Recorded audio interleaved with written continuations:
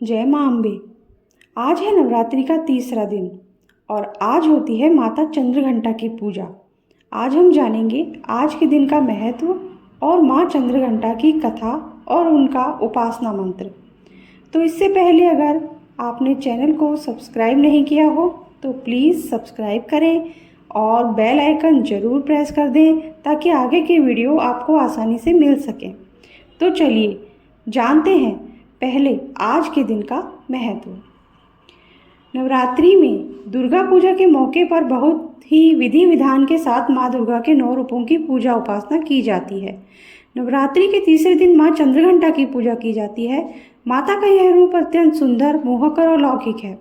नवरात्रि उपासना में तीसरे दिन की पूजा का अत्यधिक महत्व है और इस दिन इन्हीं के विग्रह का पूजन आराधना किया जाता है। हमें इनके पवित्र विग्रह को निरंतर अपने ध्यान में रखकर साधना करनी चाहिए। माता का ध्यान हमारे इहलोक और परलोक दोनों के लिए सद्गति देने वाला और कल्याणकारी है। नवरात्रि के तीसरे दिन इन्हीं देवी की पूजा का महत्व है। इनकी आराधना से साधक में वीरता और निर्भयता के साथ साथ विनम्रता और सौम्यता का विकास होता है। हमें चाहिए कि हम मन, वचन और कर्म के साथ ही अपनी काया को विधि विधान के अनुसार परिशुद्ध पवित्र करके चंद्रघंटा के शरणागत होकर उनकी उपासना आराधना करें। इससे हम सारे कष्टों से मुक्त होकर सहज ही परम पद के अधिकारी बन सकते हैं। आदिशक्ति के इस स्वरूप की पूजा करने से नजर दोष, प्रेत बाधा जैसी नकारात्मक चीज़ों का भय नहीं रहता।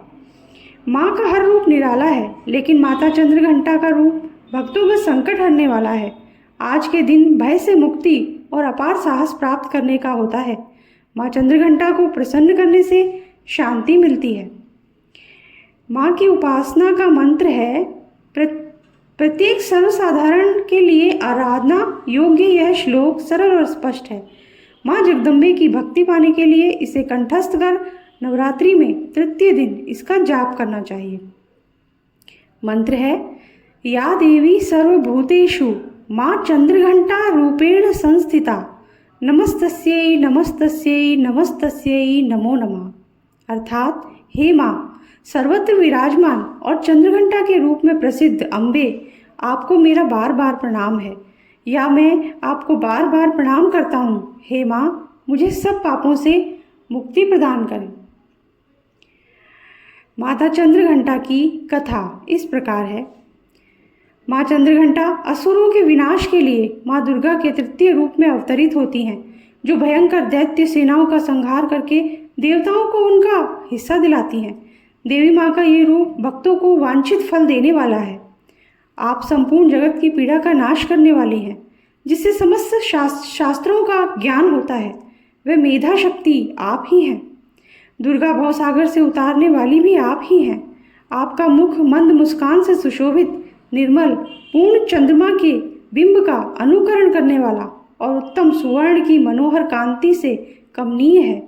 जो भी उसे देखकर महिषासुर को क्रोध हुआ और सहसा उसने उस पर प्रहार कर दिया।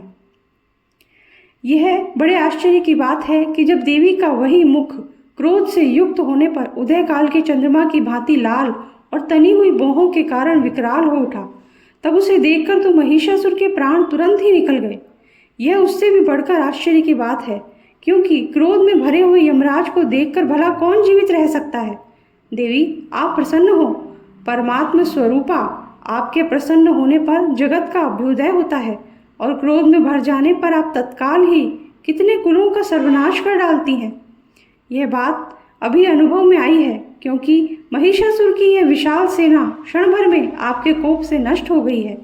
कहते हैं कि देवी चंद्रघंटा ने राक्षस समूहों का संहार करने के लिए जैसे ही धनुष की टंकार को धरा और गगन में गुंजा दिया, वैसे ही माँ के वाहन सिंह ने भी दहाड़ना आरंभ कर दिया और माता फिर घंटे के शब्द से उस ध्वनि को और बढ़ा दिया, जिससे धनुष की टंकार, सिंह की दहाड़ और घंटे की ध्वनि से संपूर्ण दिशाएं गूंज उठी।